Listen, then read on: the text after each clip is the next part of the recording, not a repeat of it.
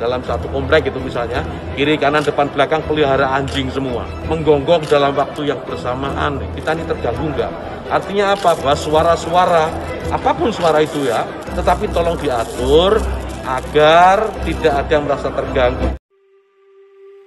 Sallallahu ala Muhammad, sallallahu ala Muhammad, sallallahu ala Muhammad. Bismillahirrahmanirrahim. Assalamualaikum warahmatullahi wabarakatuh. Alhamdulillah, segala puji bagi Allah.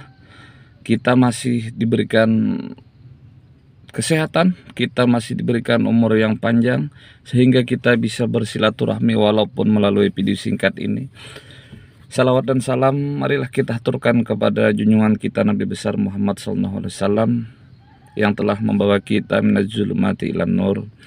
Saudaraku yang dirahmati Allah,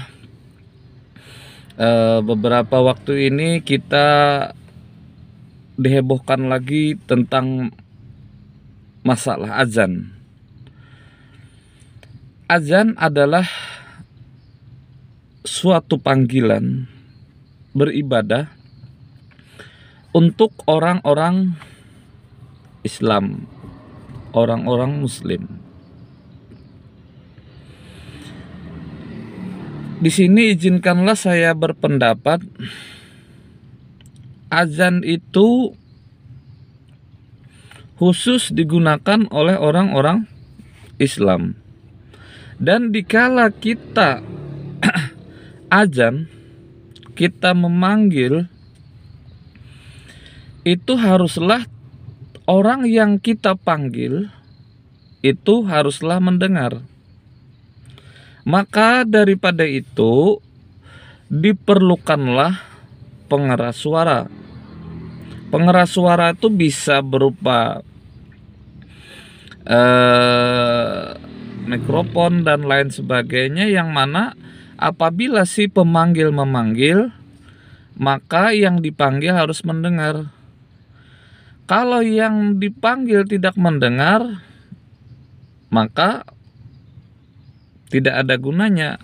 Begitupun orang di musola, di masjid.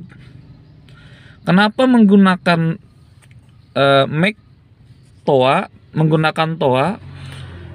Karena tujuannya adalah untuk memanggil yang dipanggil. Untuk ayo hayya 'alas shalah. Hayya 'alas shalah, marilah kita salat.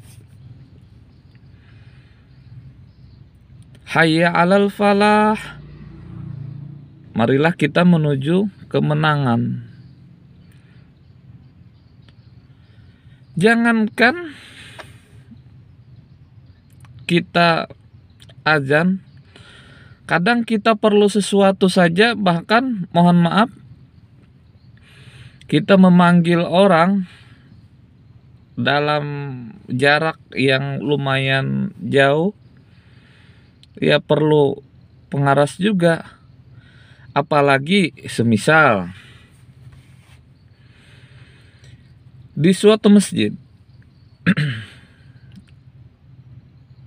ada orang Muslim, ada yang jaraknya 1 kilometer, ada yang 1,5 kilometer, ada yang 10 meter misalnya dari masjid, ada yang 15, beragam. Bolehlah kalau kita tidak menggunakan mic, kalau kita tidak menggunakan pengeras suara, bolehlah yang 10 meter masih ada mendengar suara orang azan. Tapi yang 15 meter gimana? Apakah yakin masih mendengar? Bolehlah yakin masih mendengar. Tapi yang lebih daripada itu tidak mendengar. Yang 20 meter, yang 30 meter, yang 40 meter, belum lagi yang sampai ratusan meter, belum lagi yang sampai 1 kilometer.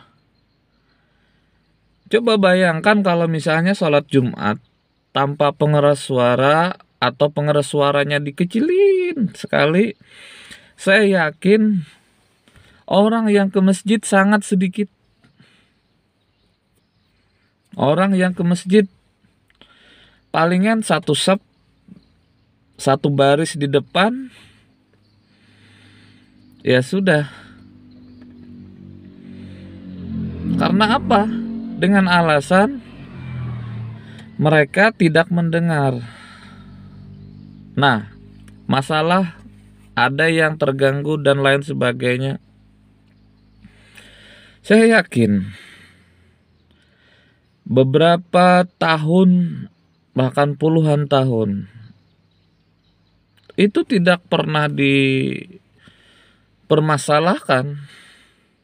Malah ada dari kawan-kawan saya kan sering ngomong-ngomong bagaimana apakah merasa terganggu. Katanya tidak. Dari saudara kita, mohon maaf, yang non-muslim, kata mereka kalau memang itu panggilan untuk beribadah, ya mengapa tidak. Kami pun memakai lonceng, kata mereka, dan lain sebagainya. Nah, maka dari itu saya mengharap agar masalah azan jangan kita perbesar-besarkan. Jangan kita ungkit-ungkit kembali. Kalau tidak bermasalah ya tidak apa-apa. Ya, gunakan saja pengeras suara karena itu adalah kita memanggil. Kalau yang kita panggil tidak mendengar gimana? Selanjutnya ini kepada saudaraku muslimin dan muslimat, tetaplah kita mengisi masjid-masjid, musholla, apa katanya itu, ada sebagian yang menyebutnya langgar atau rumah ibadah kaum muslimin, surau, ya surau, tetaplah kita isi, kita jaga tali persatuan, persaudaraan, kita jaga silaturahmi kita. Jangan kita berkoar-koar ini segala macam, tapi masjid dan mushola tidak kita isi. Itu yang penting. Yang penting kita isi, kita jaga silaturahmi, kita jaga persatuan dan kesatuan. Mudah-mudahan video ini bermanfaat. Saya akhiri. Mohon maaf yang sebesar-besarnya. Wabillahi taufik wal hidayah.